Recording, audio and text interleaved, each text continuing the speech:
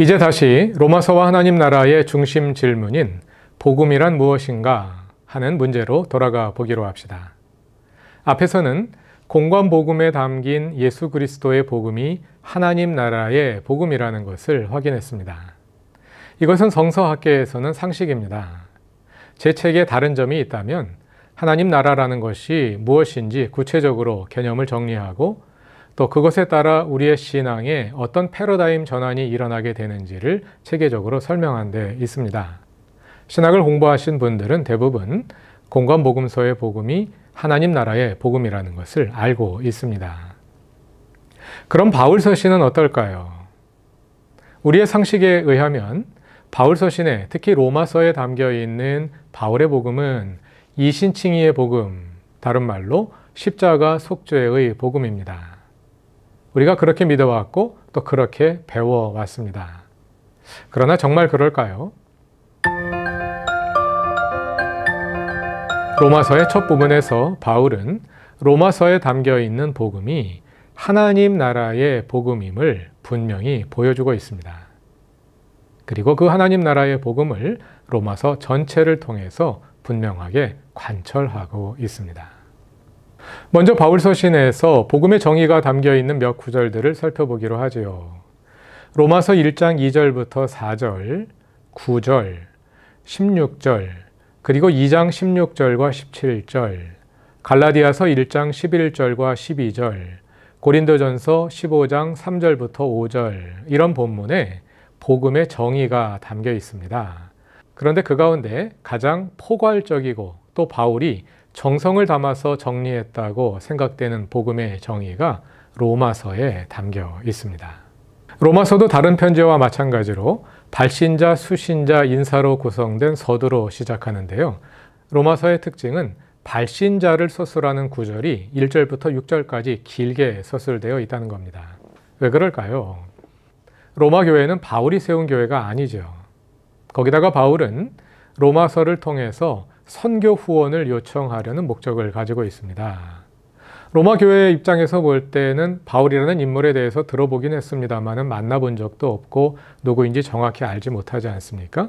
그런 사람이 선교 후원을 요청하는데 선교 후원을 쉽게 하기는 어렵겠죠. 그러기 위해서는 바울이 자기가 누구인지를 소상하게 로마서에서 소개하고 있는 거예요. 그래서 로마서의 발신자 부분이 6절로 길게 서술된 거죠. 여기에서 바울은 자신이 전하는 복음이 무엇인지를 서술함으로써 자기 소개를 대신하고 있습니다.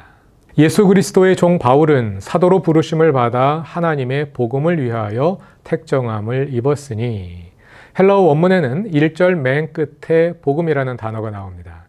그리고 바로 이어서 2절에서 관계대명사 문장을 사용하여 이 복음이 무엇인지를 서술합니다. 복음이 무엇인지 관계대명사 문장으로 정의하고 있는 것입니다. 2절부터 4절까지 복음의 정의가 나옵니다. 이 복음은 하나님이 선지자들을 통하여 그의 아들에 관하여 성경에 미리 약속하신 것이라. 이 복음은 바울이 처음 말하는 것이 아니라 선지자들, 예언자들을 통하여 성경에, 구약 성경을 말하겠죠. 구약 성경에 미리 약속하신 것이랍니다. 구약 성경의 복음이 어떻게 서술되어 있는지 우리가 이사야서에서 이미 확인했지요. 구약 성경에 담겨 있는 복음, 하나님 나라의 복음입니다. 바울은 여기에서 내가 전하는 복음도 구약 성경에 담겨 있는 것과 같은 하나님 나라의 복음이다 하고 말하고 있는 것과 같습니다. 자, 그럼 그 복음의 내용은 무엇일까요? 3절입니다. 그의 아들에 관하여 말하면, 복음은 그의 아들 예수 그리스도에 관한 것입니다. 복음을 가장 간단하게 요약하면 예수 그리스도입니다. 왜 예수 그리스도가 복음일까요? 뒤에서 계속해서 설명하겠습니다. 그의 아들에 관하여 말하면 한 다음에 또 바울은 이어서 이 그의 아들이라는 어구를 두 개의 분사 구문으로 이어서 서술합니다. 3절 후반절이 첫 번째 분사 구문이고요. 4절이 두 번째 분사 구문입니다.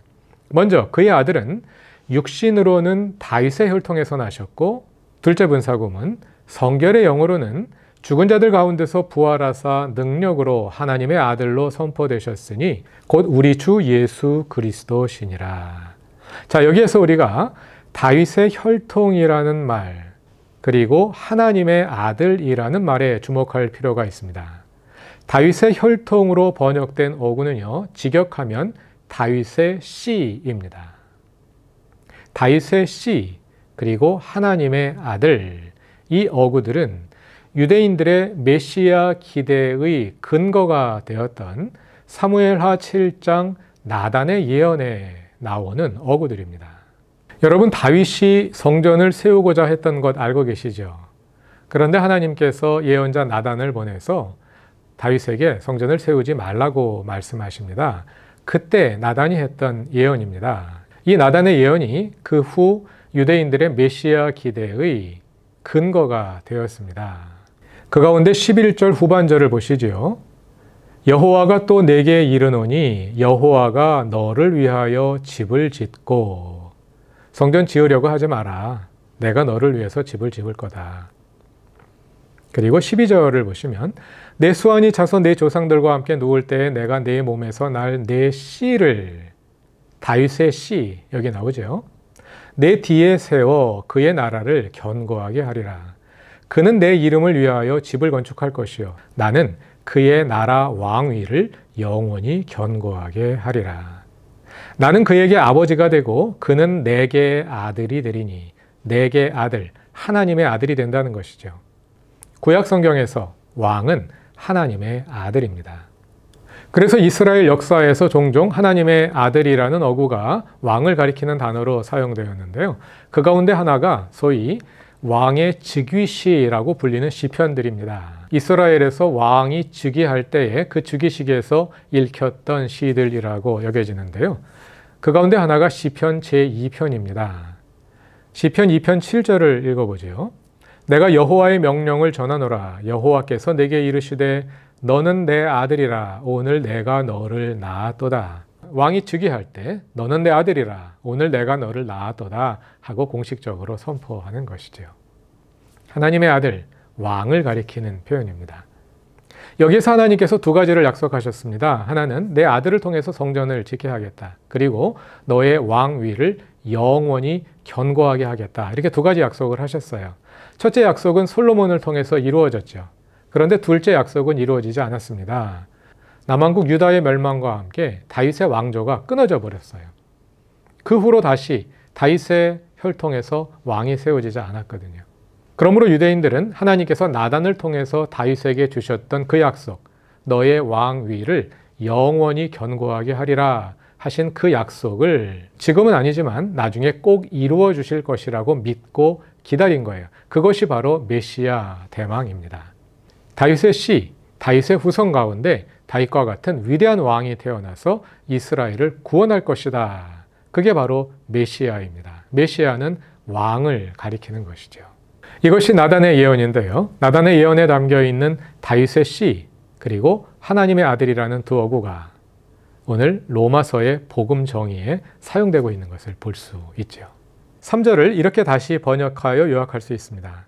성령으로는 죽은 사람들 가운데 부활하심으로 하나님의 통치권을 대행하는 하나님의 아들, 곧 왕으로 선언되셨다.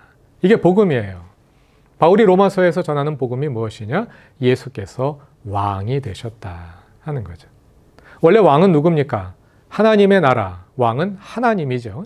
하나님이 왕이신 나라가 하나님의 나라이니까. 그런데 하나님의 아들이신 예수께서 하나님의 통치권을 대행하는 왕으로 선포되셨다. 예수가 하나님 나라의 주님이 되셨다 하는 것이 바울이 로마서에서 제시하는 복음이라는 거예요. 하나님 나라의 복음이잖아요. 자, 그런데 예수님이 어떻게 왕이 되셨을까요? 죽은 사람들 가운데 부활하심으로. 십자가와 부활, 이 두 사건은 기독교 신앙에서 핵심적인 두 사건입니다. 왜 이 사건이 중요할까요? 십자가와 부활을 통해서 예수님이 우리의 주님이 되셨기 때문에. 자, 이 내용을 바울은 1장 4절 맨 끝에서 이렇게 요약합니다. 곧 우리 주 예수 그리스도시니라. 원문의 순서가 바뀌었어요. 원문 순서대로 하자면 예수 그리스도 우리 주시니라 이렇게 요약합니다. 이 순서가 중요합니다. 이게 뭘 보여주는 거냐면요. 3절을 보시면 그의 아들에 관하여 말하면 그의 아들이 누굽니까? 예수이지요. 육신으로는 다윗의 혈통에서 나셨고 그것은 예수님이 메시아 곧 그리스도라는 말이죠. 성결의 영으로는 죽은 자들 가운데서 부활하사 능력으로 하나님의 아들로 선포되셨으니 하나님의 아들, 우리의 왕, 우리의 주님이 되셨다는 거잖아요. 그러니까 3절과 4절을 요약하면 예수는 그리스도이시며 우리의 주님이시다 하는 신앙 고백이 되는 거죠. 바울이 로마서에서 전하는 복음은 예수는 그리스도이시며 우리의 주님이시라는 복음, 예수 그리스도의 주 되심의 복음, 하나님 나라의 복음인 겁니다. 여기 십자가의 속죄라는 말이 나오나요? 바울의 복음의 핵심은 하나님 나라입니다. 자, 여기에서 중요한 사실을 우리가 알 수 있습니다. 복음의 3요소가 제시되는데 십자가와 부활과 예수의 주 되심, 이것이 복음의 핵심적인 요소예요. 로마서 10장 9절 10절입니다. 내 입으로 예수를 주로 시인하며 하나님께서 그를 죽은 자 가운데서 살리신 것을 내 마음에 믿으면 구원받을 것이다. 믿음의 내용이 세 가지로 요약되죠. 하나님께서 죽은 자 가운데서 살리신 예수를 주로 시인하는 것, 십자가와 부활과 예수의 주 되심, 이것이 바울 복음의 핵심입니다. 같은 내용이 로마서 4장 24절부터 25절에도 나옵니다. 그런데 바울 서신을 좀 더 자세하게 읽어보면 바울은 여기에 몇 가지를 더 추가합니다. 예수님은 십자가에 죽으시기 전에 먼저 사람이 되어서 이 땅에 오셨죠. 예수님의 성육신, 로마서 8장 3절에서 말합니다. 십자가에 죽으셨고 죽은 후에는 장사되셨죠. 또 장사되신 데서 끝나지 않고 부활하셨고 부활하신 다음에 여러 사람들에게 나타나셨습니다. 죽으심, 장사되심, 부활하심, 부활현현하심, 이것은 고린도전서 15장 1절부터 5절까지 해서 복음을 정의하는 가운데 나오는 사건들입니다. 예수님은 부활하신 다음에 승천하셨습니다. 바울 서신에는 승천은 따로 강조되지 않아요. 그래서 뭐가 되셨나요? 우리의 주님이 되셨죠. 그 일련의 모든 과정, 예수 이야기, 예수 사건들, 예수 내러티브, 이게 바로 복음이에요. 그러니까 예수 그리스도가 복음이다, 이렇게 요약할 수 있는 거죠. 그런데 이 모든 사건들의 핵심이 무엇이냐? 십자가와 부활과 예수의 주 되심입니다. 왜? 예수께서 왕이 되셨는데, 우리의 주님이 되셨는데, 그렇게 된 결정적인 사건이 무엇이냐? 십자가와 부활이었거든요. 예수 그리스도는 죽음의 세력에 의해서, 사탄의 세력에 의해서 죽임당하셨는데 십자가에서 그 죽음의 세력을 이기시고 다시 살아나심으로 사탄의 세력을 무장 해제하셨습니다. 그리고 우리의 주님이 되셨습니다. 이게 복음인 거예요. 십자가와 부활과 예수 그리스도의 주 되심. 이것은 바울 서신에 나오는 복음의 핵심이기도 하고 사도행전의 핵심이기도 합니다. 사도행전에서 사도들과 바울 사도가 여러 곳을 다니면서 복음을 전하는데요. 그 복음의 내용이 사도행전 2장에 나오는 오순절 설교, 그리고 3장 4장에 나오는 설교들에 요약되어 있는데, 한마디로 요약하자면 너희가 십자가에 못 박아 죽인 나사렛 예수를 하나님께서 다시 살리셔서 우리 주님이 되게 하셨다다. 십자가와 부활과 예수의 주 되심, 이것이 복음의 핵심적인 세 가지 요소입니다. 자, 그런데 신약 성경의 저자들은 이 세 가지 복음의 핵심을 경우에 따라 하나로 요약해서 쓰는 습관이 있어요. 복음이 무엇인지 반복적으로 선포되기 때문에 사람들이 알고 있는데, 복음이라는 말이 나올 때마다 십자가와 부활과 예수의 주 되심, 이걸 다 이야기하려면 번거롭잖아요. 그러니까 우리도 대화할 때 보면 그 내용들을 하나로 요약해서 대표적으로 쓰는 경우가 많이 있죠. 그 가운데서도 바울은 십자가를 가장 중요시합니다. 그래서 바울의 복음을 십자가로 요약합니다. 고린도전서 1장 17절입니다. 그리스도께서 나를 보내심은 세례를 베풀게 하려 하심이 아니요 오직 복음을 전하게 하려 하심이로되 말의 지혜로 하지 아니함은 그리스도의 십자가가 헛되지 않게 하려 함이라. 그 복음을 전하게 하시는 이유는 십자가가 헛되지 않게 하려 하는 것입니다. 그리고 18절은 십자가의 도가, 복음을 십자가의 도라는 말로 요약하고 있어요. 많은 분들이 이 지점에서 오해하는 것은 십자가가 나오니까 이거 십자가의 속죄구나 이렇게 간단히 생각해 버리는 거예요. 그렇지 않습니다. 고린도전서 1장 17절 18절은 복음을 십자가로 요약하는데 여기에서 말하는 십자가는 속죄의 측면을 말하는 것이 아니에요. 다른 측면에 대해서 말합니다. 십자가의 도가 멸망하는 자들에게는 미련한 것이요 구원을 받는 우리에게는 하나님의 능력이라. 멸망하는 자들에게는 미련하게 보이는 십자가, 약함의 상징인 십자가. 자, 생각해 보세요. 로마 제국에 의해서 십자가에 처형당한 어떤 존재, 그 존재가 하나님의 아들일 수 있을까요? 그 존재가 그리스도일 수 있을까요? 상식적으로는 말이 안 되죠.